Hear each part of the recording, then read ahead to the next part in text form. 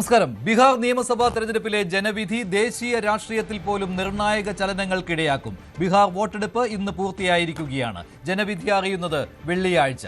അടുത്ത മണിക്കൂറുകൾ exit poll ഫലങ്ങളുടേതാണ്.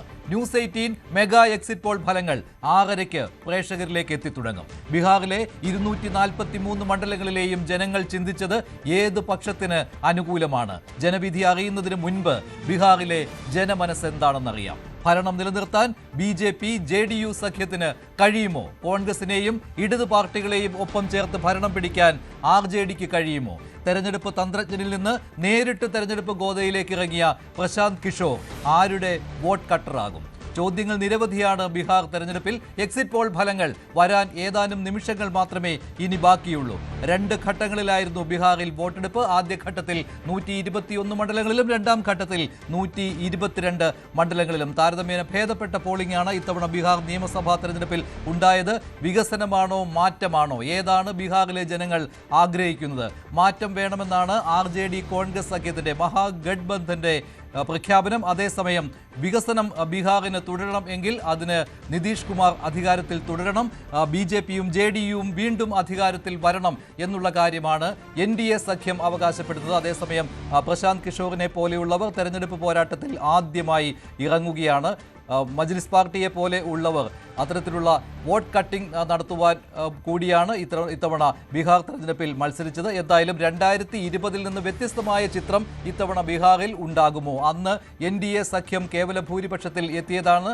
മഹാഗഡ്ബന്ധന് അധികാരത്തിലെത്തുവാൻ കഴിഞ്ഞിരുന്നില്ല. പക്ഷെ പിന്നീട് നിതീഷ് കുമാർ മഹാഗഡ്ബന്ധന്റെ ഭാഗമായതും പിന്നീട് തിരികെ NDA സഖ്യത്തിലേക്ക് വന്നതുമൊക്കെ ചരിത്രമാണ്. ഇത്തവണ വീണ്ടും NDA സഖ്യത്തിൽ BJPയും JDUവും പ്രധാന കക്ഷികളായി ജനങ്ങളുടെ മനസ്സറിയാൻ ഇറങ്ങിപ്പുറപ്പെട്ടിരിക്കുന്ന സമയത്താണ് ബീഹാറിലെ തെരഞ്ഞെടുപ്പ് ഫലം അതിനിർണായകമായി മാറിയിരിക്കുന്നത്. ദേശീയ രാഷ്ട്രീയത്തിൽ പോലും ചില ചലനങ്ങൾക്ക് ബീഹാറിലെ നിയമസഭാ തെരഞ്ഞെടുപ്പ് ഫലം കാരണമാകും എന്ന കാര്യത്തിൽ സംശയമില്ല. വെള്ളിയാഴ്ചയാണ് ഫലം അറിയാൻ പോകുന്നത്. അല്പസമയത്തിനകം എക്സിറ്റ് പോൾ ഫലങ്ങൾ വരും. ബീഹാറിലെ നിയമസഭാ മണ്ഡലങ്ങളിൽ നടത്തിയ ജനങ്ങളുമായി നേരിട്ട് സംബന്ധിച്ച് നടത്തിയ അത് ആദ്യഘട്ടത്തിൽ പരമ്പരാഗതമായുള്ള എക്സിറ്റ് പോളുകൾ അല്ല CNN ന്യൂസ് 18 നടത്തിയത്. പകരം രണ്ടാമത്തെ ദിവസം ഈ വോട്ട് ചെയ്ത ജനങ്ങളെ നേരിൽ കണ്ടുള്ള സർവേ രൂപത്തിൽ തന്നെയാണ് എക്സിറ്റ് പോൾ ഫലങ്ങൾ ശേഖരിച്ചത്. അതേസമയം ഇന്നത്തെ രണ്ടാം ഘട്ടത്തിൽ വോട്ട് ചെയ്തിറങ്ങിയ സമയത്ത് തന്നെ എക്സിറ്റ് പോളുകൾ എടുക്കുകയായിരുന്നു. അങ്ങനെ 2 ഘട്ടങ്ങളിലായി. 2 ഘട്ടങ്ങളിലും തെരഞ്ഞെടുപ്പ് നടന്ന മണ്ഡലങ്ങളിലൂടെ സഞ്ചരിച്ചാണ് ഈ എക്സിറ്റ് പോൾ ഫലങ്ങൾ ന്യൂസ് 18 എടുത്തിരിക്കുന്നത്. അതിൻ്റെ ഫലമാണ് 6:30 മുതൽ പ്രഖ്യാപിക്കാൻ പോകുന്നത്. പ്രേക്ഷകർ കാത്തിരിക്കുക. അതോടൊപ്പം തന്നെ മറ്റ് ചില പോൾ ഏജൻസികൾ നടത്തിയ എക്സിറ്റ് പോൾ ഫലങ്ങളും ഉണ്ടാകും. എന്തായാലും അല്പസമയം കൂടി മാത്രമേ ബാക്കിയുള്ളൂ. ബീഹാറിൽ എന്താണ് ജനങ്ങൾ കാത്തുവെച്ചിരുന്നത്? അത് നിലവിലെ NDA സഖ്യത്തിന് അനുകൂലമാണോ അതോ മഹാഗഡ്ബന്ധന്റെ മുദ്രാവാക്യങ്ങൾക്ക് അനുകൂലമായിട്ടാണോ ജനങ്ങൾ പ്രതികരിച്ചിരിക്കുന്നത് എന്നറിയാനായിട്ട് നിമിഷങ്ങൾ മാത്രമേ ബാക്കിയുള്ളൂ. എക്സിറ്റ് പോൾ ഫലങ്ങൾ സമീപകാലത്ത് പലതവണയും ശരിയായി വരികയും ചില സമയങ്ങളിൽ തെറ്റിപ്പോവുകയും ചെയ്തിട്ടുണ്ട്. പക്ഷേ ഇത്തവണ ഏത് രീതിയിലാണ് എക്സിറ്റ് പോൾ ഫലങ്ങൾ വരാൻ പോകുന്നത് എന്നറിയുവാൻ നിമിഷങ്ങളുടെ കാത്തിരിപ്പ് മാത്രമാണ് ബാക്കിയുള്ളത്. വോട്ടെടുപ്പ് പൂർത്തിയായി അരമണിക്കൂറിനുള്ളിൽ എക്സിറ്റ് പോൾ ഫലങ്ങൾ പുറത്തുവിടുവാനുള്ള അനുമതിയുള്ളതാണ്. അതിനാൽ തന്നെ ഏതാനും നിമിഷങ്ങൾക്കകം തന്നെ ആദ്യ ഫലസൂചനകൾ അതിൽ ന്യൂസ് 18 6:30 കൃത്യം ആദ്യ സൂചന, ആദ്യ എക്സിറ്റ് പോൾ ഫലങ്ങൾ വന്നു തുടങ്ങും. അതിൽ ആദ്യഘട്ട വോട്ടെടുപ്പ് നടന്ന മണ്ഡലങ്ങളിലെ ആയിരിക്കും ആദ്യം പ്രഖ്യാപിക്കുക. തുടർന്നായിരിക്കും ഇന്ന് വോട്ടെടുപ്പ് നടന്ന മണ്ഡലങ്ങളിലെ പ്രഖ്യാപിക്കാൻ പോകുന്നത്. ഇതിൽ ഓരോ കക്ഷിക്കും കിട്ടാൻ പോകുന്ന സീറ്റുകൾ, അതേപോലെ തന്നെ ഓരോ മുന്നണികളിലെയും പാർട്ടികൾ തിരിച്ച് ഏത് രീതിയിലാണ് ജനങ്ങൾ ചിന്തിച്ചിരിക്കുന്നത് എന്ന എക്സിറ്റ് പോൾ ഫലങ്ങൾ, ഒപ്പം എത്ര ശതമാനം വോട്ടുകൾ ഓരോ മുന്നണിക്കും ഓരോ പാർട്ടിക്കും നേടാൻ കഴിഞ്ഞു എന്നതിൻ്റെ വ്യക്തമായ സൂചനകളും ന്യൂസ് 18 മെഗാ എക്സിറ്റ് പോൾ ഫലങ്ങളിൽ ഉണ്ടായിരിക്കും. മനു ഭരത് ചേരുകയാണ് കൂടുതൽ വിവരങ്ങളുമായി.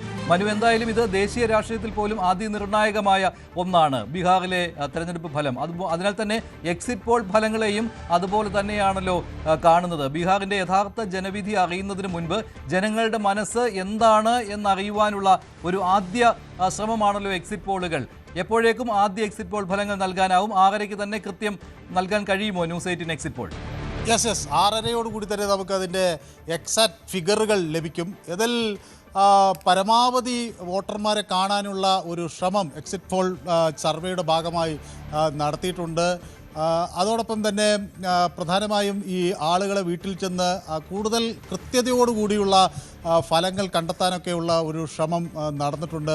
30,000 അധികം സാമ്പിളുകൾ പല മണ്ഡലങ്ങളിൽ നിന്നും ശേഖരിക്കുകയൊക്കെ ചെയ്തിട്ടുണ്ട്. അപ്പോൾ അതുകൊണ്ട് തന്നെ വളരെ ഒരു വിശാലമായ തരത്തിലുള്ള ഒരു എക്സിറ്റ് പോൾ ആണ് ന്യൂസ് 18 തയ്യാറാക്കിയിട്ടുള്ളത്. അതുകൊണ്ട് തന്നെ അതിൽ കുറേ കൂടി കൃത്യതയുണ്ടാകും എന്ന കാര്യത്തിൽ സംശയം ഇല്ല. മാത്രമല്ല, ഇതൊരു കമ്പ്യൂട്ടർ എയ്ഡഡ് പേഴ്സണൽ ഇൻ്റർവ്യൂ എന്ന തരത്തിൽ എക്സിറ്റ് പോളുകൾ തയ്യാറാക്കിയിരിക്കുന്നു. അപ്പോൾ ഒരു 225 അത്തരത്തിൽ ഇൻ്റർവ്യൂകൾ നടത്തിയിരിക്കുന്നത്. ഏതാണ്ട് ഒരു 50% ആളുകളുടെ ഒരു മനസ്സറിയാൻ ഇത് പല വഴിയിലൂടെ കഴിഞ്ഞിട്ടുണ്ട്. ഒപ്പം ഒരു 27,450 സാമ്പിളുകൾ ശേഖരിക്കുകയൊക്കെ ചെയ്തു. ക്വസ്റ്റനെയറുകളെല്ലാം പ്രധാനമായും ഹിന്ദിയിലാണ് തയ്യാറാക്കിയത്. അതുകൊണ്ട് തന്നെ അത് പലപ്പോഴും ആളുകൾക്ക് അത് കൃത്യമായി മനസ്സിലാകുന്ന തരത്തിലേക്കുള്ള അവരുടെ ഹിന്ദി ഭാഷ ഉപയോഗിച്ചുകൊണ്ട് ഇൻ്റർവ്യൂകൾ തയ്യാറാക്കി. അങ്ങനെ വളരെ വിപുലമായ തരത്തിലുള്ള ഒരു പഠനമാണ് നമ്മൾ നടത്തിയിട്ടുള്ളത്.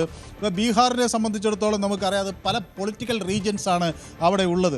അതിലൊന്ന് ഇപ്പോൾ ബീഹാറിൽ നമ്മൾ ഓരോന്നായി പരിശോധിക്കുകയാണെങ്കിൽ ഇപ്പോൾ കോശി സീമാഞ്ചൽ എന്ന് പറയുന്നത് നോർത്ത് ഈസ്റ്റ് പാർട്ട് ഓഫ് ബീഹാറാണ്. അത് പ്രധാനമായ ഒരു മൈഥിലി കൾച്ചർ അവിടെയുണ്ട്. അപ്പോൾ ഈ പ്രദേശത്തൊക്കെ ഒരു ആധിപത്യം കൂടുതൽ BJPക്ക് അന്നുണ്ടായിരുന്നില്ല. പക്ഷേ അത് വരുത്താനൊക്കെയുള്ള ഒരു ശ്രമം അവിടെ നടന്നിരുന്നു. നമുക്ക് അറിയാം, അറാറിയിലൊക്കെ BJPയുടെ താരപ്രചാരകർ തന്നെ അവിടെ എത്തുന്ന ഒരു സാഹചര്യമുണ്ടായി. മധേപുരയിൽ, അതുപോലെ സഹാർസയിൽ ഒക്കെ, സുപോളിൽ, പൂർണ്ണയിൽ, അതുപോലെ കിഷൻഗഞ്ചിൽ, കത്തിഹാറിലൊക്കെ വലിയ തോതിലുള്ള പ്രചരണം നടന്നു. നമുക്ക് ഒരു കാര്യം കൃത്യമായി അറിയാവുന്നത്, ഇത് വലിയ തോതിലുള്ള ഒരു മുസ്ലിം പോപ്പുലേഷൻ ഉള്ള ഒരു ഏരിയയാണ്. സാമ്പത്തികമായി പിന്നോക്കം നിൽക്കുന്നവരുടെ ഒരു പ്രദേശമാണ്. കൂടുതലും ഫ്ലഡ് എഫക്റ്റഡ് ആയിട്ടുള്ള ഈ സ്ഥലമാണ് സീമാഞ്ചൽ. അതുകൊണ്ട് അവിടെ ഈ കോസി, അതുപോലെ മഹാനന്ദ നദികൾ എപ്പോഴും കരകവിഞ്ഞൊഴുകുകയും അവിടെ വെള്ളപ്പൊക്കമുണ്ടാകുകയും ഇതൊക്കെ വീടുകളൊക്കെ തകരുകയും ചെയ്യുന്ന ഒരു സാഹചര്യം എപ്പോഴും അവിടെ നമുക്ക് കാണാൻ കഴിയും. അതുകൊണ്ട് ഈ സീമാഞ്ചലിലെ വോട്ടർമാരെ സ്വാധീനിക്കാൻ സർക്കാർ എത്ര കണ്ട് വിജയിച്ചു എന്നതാണ്. കാരണം ത്തിന് കൂടുതൽ സ്വാധീനമുള്ള ഈ പ്രദേശത്ത് എത്ര കണ്ട് ഈ ഗ്രാമീണ ജനതയെ കയ്യിലെടുക്കാൻ കഴിഞ്ഞു എന്നുള്ളത് ഒരു വലിയ ചോദ്യമാണ്. ഈ കാർഷിക മേഖലയിൽ അവർ കൊണ്ടുവന്നിട്ടുള്ള നയങ്ങൾ എങ്ങനെ എന്നൊക്കെയുള്ള ഒരു വലിയ ഘടകമാണ്. അതുപോലെ ഇപ്പോൾ സെൻട്രൽ ബീഹാർ എന്ന് പറയുന്ന പ്രദേശത്ത് അവിടെ കാര്യമായി BJPക്ക് സ്വാധീനമുണ്ട്. പറ്റ്നയിൽ വലിയ സ്വാധീനമുണ്ട്. അവിടെയൊക്കെ RJDക്ക് എത്ര മുന്നേറ്റങ്ങൾ നടത്താൻ കഴിഞ്ഞു എന്നത് ഒരു പ്രധാന ഘടകമാണ്. അങ്ങനെ ഒരു റീജിയൻ വൈസായിട്ടുള്ള പഠനം വളരെ വളരെ സുപ്രധാനമാണ്. ഇപ്പോൾ ഈ ഇന്ത്യ മുന്നണിയിൽ പെടാത്ത ചില കക്ഷികൾ അവിടെ മത്സരിക്കുന്നുണ്ട്. അപ്പോൾ കഴിഞ്ഞ തവണ ഈ AMIMന് 5 സീറ്റ് നേടാൻ കഴിഞ്ഞു. അപ്പോൾ ഇത്തവണ അവർക്ക് ആ സീറ്റ് നിലനിർത്താൻ കഴിയുമോ? അവരങ്ങനെ വന്നാൽ ഈ തെരഞ്ഞെടുപ്പിന് ശേഷമുണ്ടാകുന്ന ഒരു പോസ്റ്റ് പോൾ അലയൻസിൽ അവരുടെ നീക്കം എന്തായിരിക്കും എന്നത് വളരെ വളരെ സുപ്രധാനം ആയിട്ടുള്ള ഘടകമാണ്. അപ്പോൾ ഇത്തരം ഫാക്ടേഴ്സ് വളരെ പ്രധാനപ്പെട്ടതാണ്. അതുകൊണ്ട് ഈ സ്പെഷ്യൽ, അതുപോലെ ഈ SIR തീവ്ര വോട്ടർ ലിസ്റ്റ് ഈ പരിഷ്കരണം, അത് ആരെ ഏത് തരത്തിൽ ബാധിക്കും എന്നൊരു വലിയ ചോദ്യം ഉയർന്നിട്ടുണ്ട്. കാരണം നിരവധി വോട്ടർമാർ പട്ടികയ്ക്ക് പുറത്തായിട്ടുണ്ട്. അപ്പോൾ അത് ഈ തെരഞ്ഞെടുപ്പിൽ എന്ത് ഒരു സാഹചര്യങ്ങൾ സൃഷ്ടിക്കും എന്നത് ഒരു ചോദ്യമാണ്.